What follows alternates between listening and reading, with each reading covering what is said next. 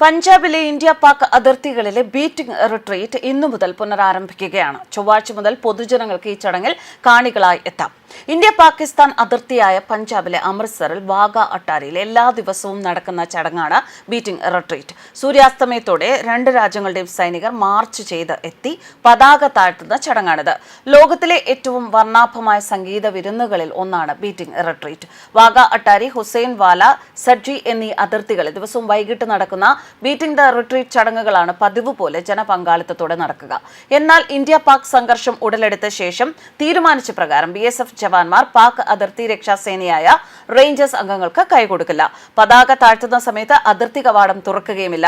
പഹൽഗാം ഭീകര ആക്രമണത്തിന് മറുപടിയായി പാകിസ്ഥാനെതിരെ ഇന്ത്യ ഓപ്പറേഷൻ സിന്ദൂർ ആരംഭിച്ച മെയ് 7 മുതൽ പതാക താഴ്ത്തുന്ന ഈ ചടങ്ങ് BSF മുടക്കിയിരുന്നില്ല. എങ്കിലും സുരക്ഷ കണക്കിലെടുത്ത് 8 മുതൽ പൊതുജനങ്ങൾക്ക് പ്രവേശന വിലക്ക് ഏർപ്പെടുത്തിയിരുന്നു. അതിനിടെ സുരക്ഷയുടെ ഭാഗമായി രാജ്യത്തെ 69 വിമാനത്താവളങ്ങളിൽ ലഗേജ് കാർഗോ പരിശോധന മെയ് 21 വരെ നീട്ടിയിരുന്നു. സാധാരണ ദിവസങ്ങളിൽ വൈകിട്ട് 4:30 ബീറ്റിംഗ് റിട്രീറ്റ് ആരംഭിക്കുന്നത്. ശൈത്യകാലത്ത് ഇത് 4 മണിക്കാകുന്നു. സുരക്ഷാ കാരണങ്ങളാൽ പ്രവേശന കവാടത്തിൽ തന്നെ ചെക്കിങ്ങിനും മറ്റുമായി 45 മിനിറ്റോളം ചിലവാക്കേണ്ടി വരും എന്നതിനാൽ ചടങ്ങ് വീക്ഷിക്കുന്നവർ 1 മണിക്കൂർ നേരത്തെയെങ്കിലും എത്തേണ്ടി വരും.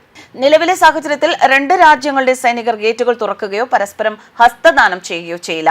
പൊതുജനങ്ങൾക്ക് ചടങ്ങ് കാണാനായി പ്രവേശനം മാത്രം അനുവദിക്കും. ഇന്ത്യ പാക് അതിർത്തിയിൽ പഹൽഗാം ഭീകര ആക്രമണത്തെ തുടർന്ന് സംഘർഷമുണ്ടായ സാഹചര്യത്തിൽ ബീറ്റിംഗ് റിട്രീറ്റ് ചടങ്ങുകൾ താൽക്കാലികമായി നിർത്തിവച്ചിരുന്നു. സ്ഥിതിഗതികൾ ശാന്തമായതിനെ തുടർന്നാണ് ചടങ്ങുകൾ പുനരാരംഭിക്കാൻ തീരുമാനിച്ചത്. ഇന്ത്യയുടെ BSF സൈനികരും പാകിസ്ഥാൻ റേഞ്ചേഴ്സ് സൈനികരുമാണ് ഈ ചടങ്ങിൽ പങ്കെടുക്കുന്നത്. ചടങ്ങ് ആരംഭിക്കുന്നതിന് 20 മിനിറ്റ് മുൻപ് ഹിന്ദുസ്ഥാൻ അമർ രഹേ, ഹിന്ദുസ്ഥാൻ സിന്ദാബാദ്, സാരേ ജഹാൻ സേ അച്ഛ, ഹിന്ദുസ്ഥാൻ ഹമാര തുടങ്ങിയ ദേശഭക്തി ഗാനങ്ങൾ ഉച്ചഭാഷണിയിലൂടെ പുറത്തുവരും. തുടർന്ന് പാകിസ്ഥാന്റെ ഭാഗത്തു നിന്നും പാകിസ്ഥാൻ സിന്ദാബാദ് തുടങ്ങിയ ശ്ലോകങ്ങൾ പുറത്തുവരുന്നു. ഇതിനുശേഷം രണ്ട് ജവാന്മാർ ദൂരെ നിന്നും ചടുലമായ കാൽവയ്പ്പുകളോടെ മാർച്ച് ചെയ്തു വന്ന് ഗേറ്റിനടുത്തെത്തി നിൽക്കും. കാൽ നെറുകയിൽ തൊടുന്ന വിധം ഉയർത്തി ശക്തിയായി തറയിലിടിച്ച് ഇവർ മേലധികാരികളുടെ കയ്യിൽ നിന്നും സല്യൂട്ട് സ്വീകരിക്കുന്നു. പാകിസ്ഥാനും ഇതേ പരേഡുകൾ ആവർത്തിക്കും. തുടർന്ന് ഗേറ്റ് തുറക്കുന്നു. പാകിസ്ഥാനിലെ ഇന്ത്യയിലും ജനങ്ങൾ പരസ്പരം നോക്കി കൈപൊക്കി സൗഹൃദം പങ്കിടുന്നു. പിന്നീട് ബ്യൂഗിൾ വാദ്യത്തിന്റെ അകമ്പടിയോടെ രണ്ട് പതാകകളും ഒരേ സമയം താഴോട്ടിറക്കും. പതാകകൾ ഇറക്കുന്നത് കൊടിമരത്തിന്റെ എതിർവശത്ത് നിന്നാണ്. പതാകകൾ ഇറക്കി ഭദ്രമായി മടക്കി ആദരപൂർവ്വം അവരവരുടെ കെട്ടിടങ്ങളിലേക്ക് കൊണ്ടുപോവുകയും ഗേറ്റുകൾ അടയ്ക്കുകയും ചെയ്യുന്നതോടെ ചടങ്ങ് അവസാനിക്കുന്നു. ബീറ്റിംഗ് റിട്രീറ്റ് ചടങ്ങ് 1959 മുതൽ ഇരു രാജ്യങ്ങൾക്കുമിടയിൽ ഒരു ആചാരമാണ്. സ്റ്റാൻഡേർഡ് പ്രോട്ടോകോൾ അനുസരിച്ച് എല്ലാ വൈകുന്നേരവും അട്ടാരി വാഗ അതിർത്തിയിൽ രണ്ട് സേനകളും അതിർത്തി കവാടങ്ങൾ തുറക്കുകയും ആചാരപരമായ ഹസ്തദാനം നടത്തുകയും ചെയ്യുന്നു. എന്നാൽ പെഹൽഗാം ഭീകര ആക്രമണത്തിൽ നിരപരാധികളുടെ ജീവൻ പൊലിഞ്ഞതിന് പിന്നാലെയാണ് ഇതിന് വേണ്ട എന്ന നിലപാട് BSF സ്വീകരിച്ചിരുന്നത്. ഭീകരാക്രമണത്തിന് മറുപടിയായി പാകിസ്ഥാനെതിരെ 5 പ്രധാന നയതന്ത്ര തീരുമാനങ്ങളാണ് ഇന്ത്യ കൈക്കൊണ്ടിരുന്നത്. ഇതിന്റെ ഭാഗമായി മോദി സർക്കാർ സിന്ധു നദീ ജല കരാർ താൽക്കാലികമായി നിർത്തിവെച്ചു.